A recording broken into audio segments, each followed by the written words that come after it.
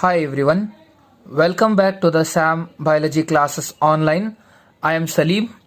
Today we are going to study another very important concept of molecular biology, that is protein synthesis.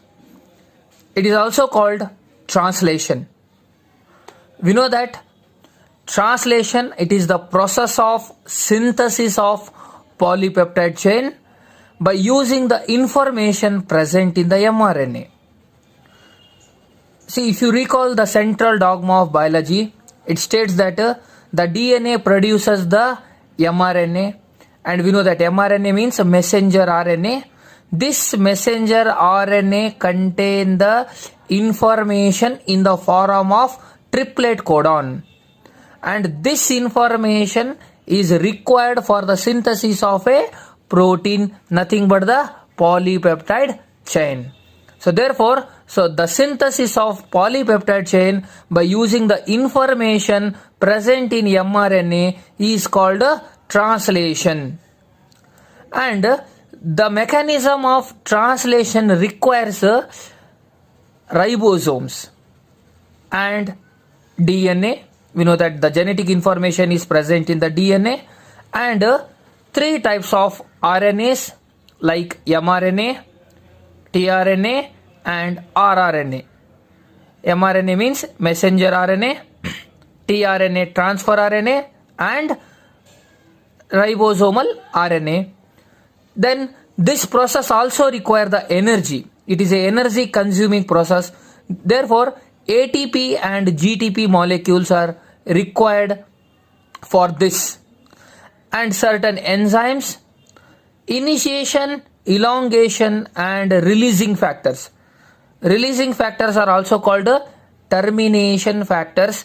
So these factors are also required for the protein synthesis, and we know that proteins are made up of amino acids.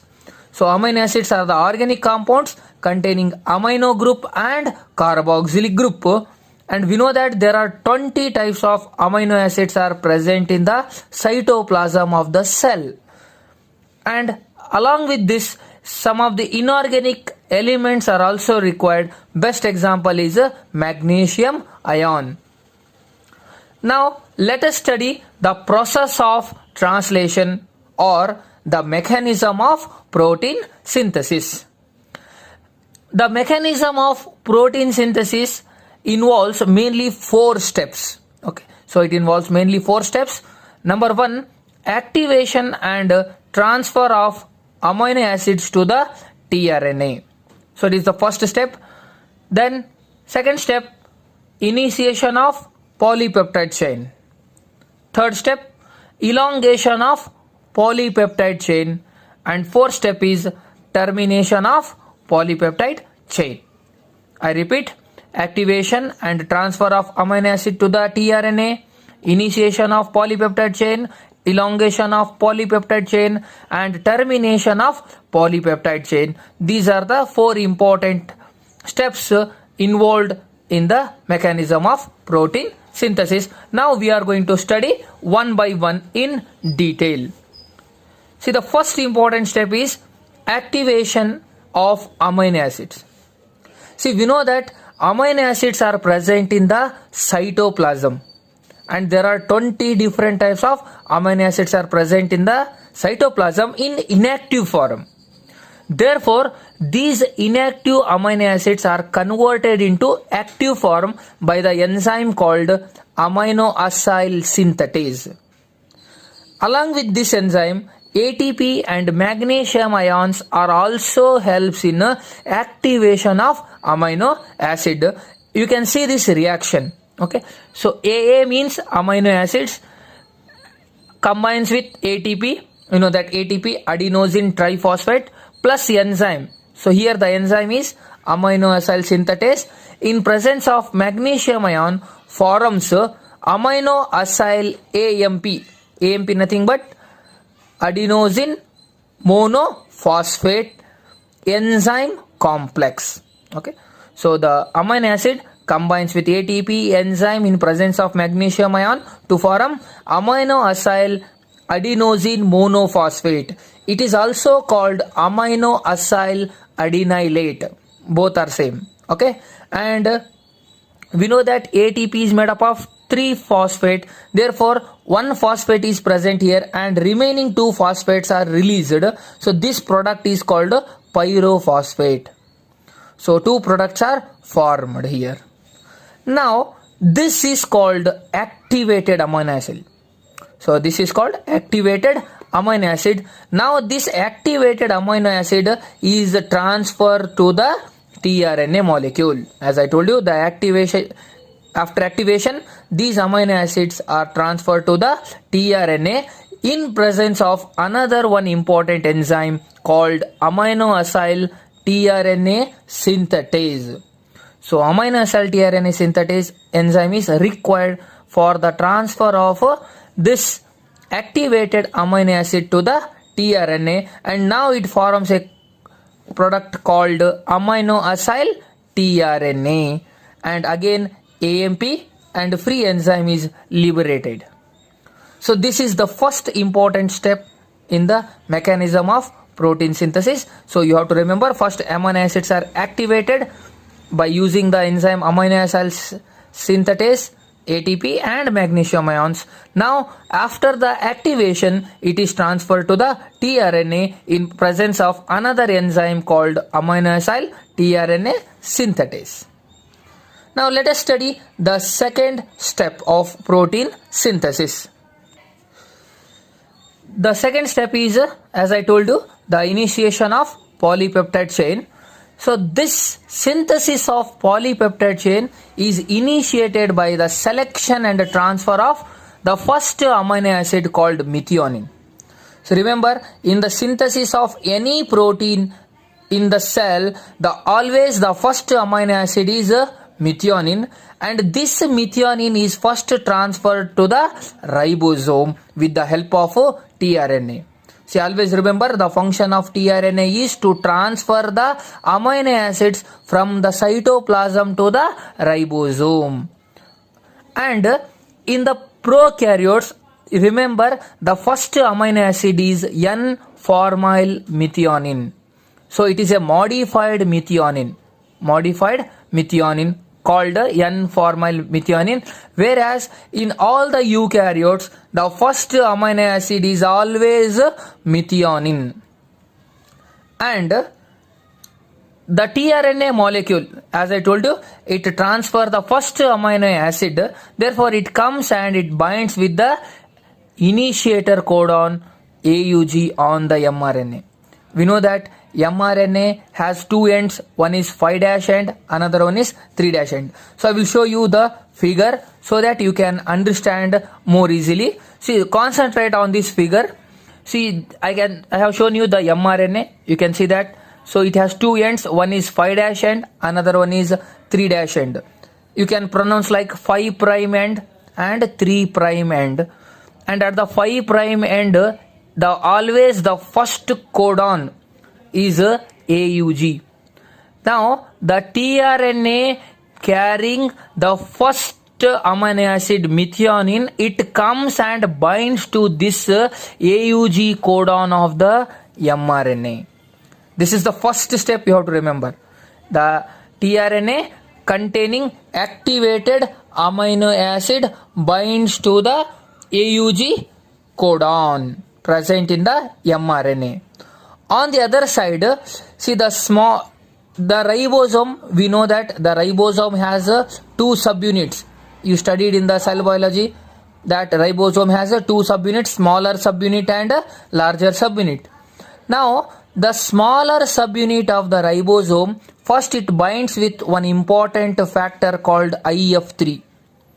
So you can see that in the diagram, the smaller subunit of the ribosome, it binds with the IF3 and then it binds to the mRNA. So along with this factor, the smaller subunit of the ribosome, you can see in the diagram, it binds with the mRNA. Now this complex, okay, you can see that the complex contain smaller subunit, mRNA, and this is called charged tRNA, or tRNA containing the activated amino acid this complex is called the initiation complex.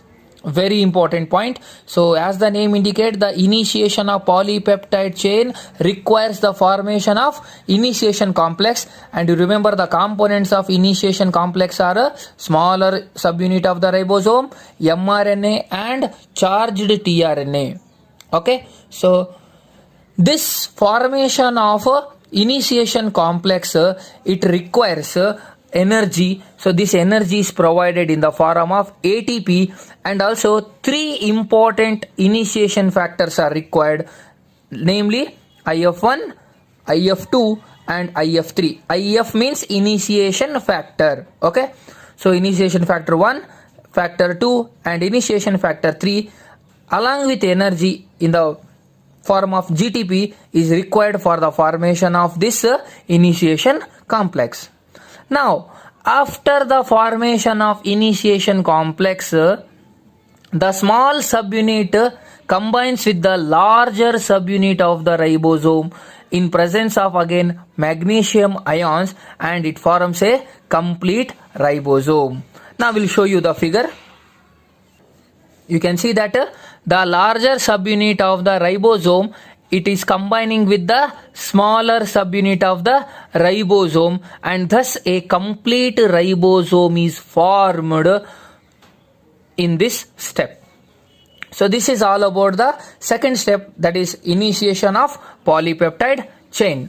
Now we are going to study the next important step, that is elongation of polypeptide chain. What is the meaning of elongation? Elongation is nothing but it is the addition of amino acid one by one. Okay, so it is the addition of amino acid one by one to the first amino acid.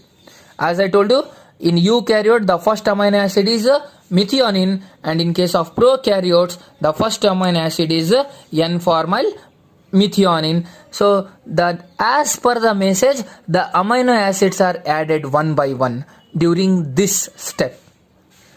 Now see, during elongation, the second amino acyl tRNA means that another tRNA containing an activated amino acid, okay, it binds to the second codon on the mRNA at the vacant A site. Let me explain by looking at this diagram. So you just carefully observe this. So remember, the larger subunit of the ribosome, it has two sites. ಎರಡು ಜಾಗಗಳು ಇರುತ್ತೆ, P site and A site. See, the first tRNA molecule containing the activated amino acid, it binds to the, as I told you, it binds to the AUG codon, and it is present at the P site of the larger subunit.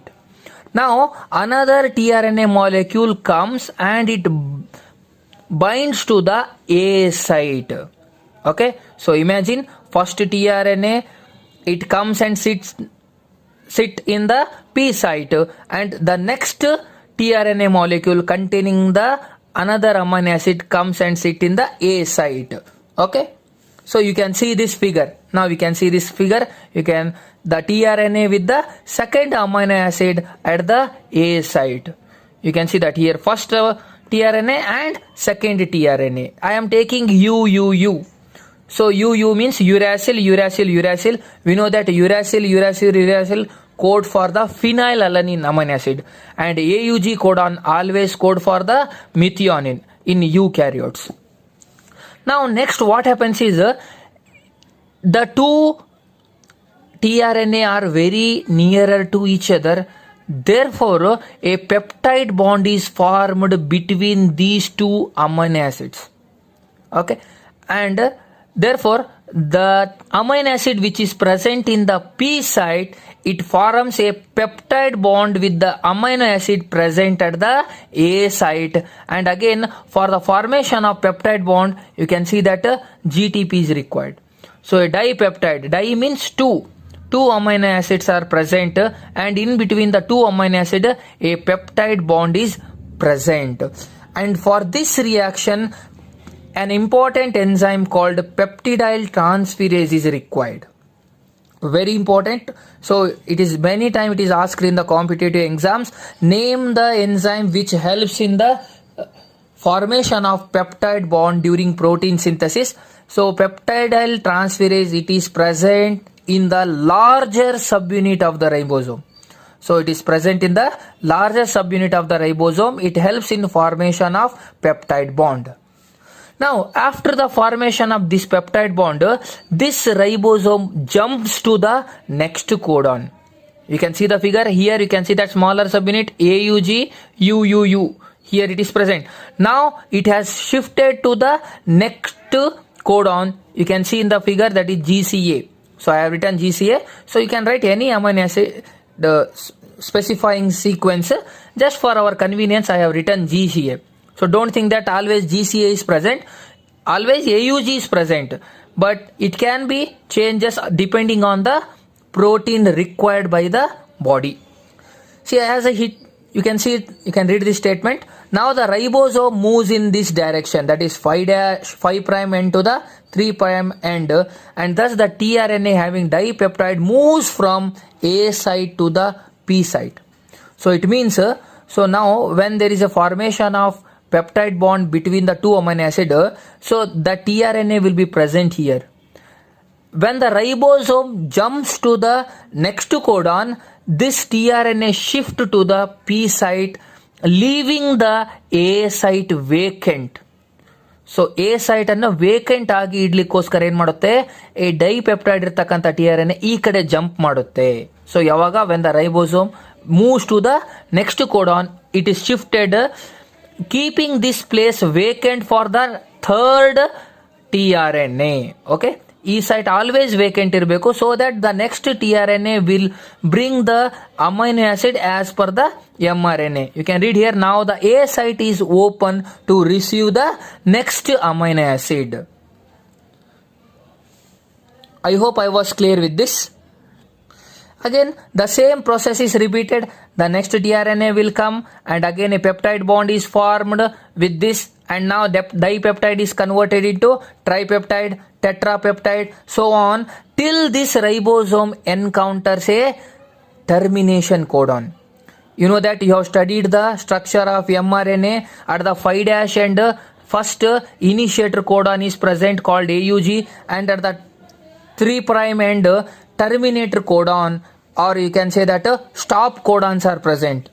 And when the ribosome encounter this termination codon, the termination, I mean the last step of protein synthesis occur.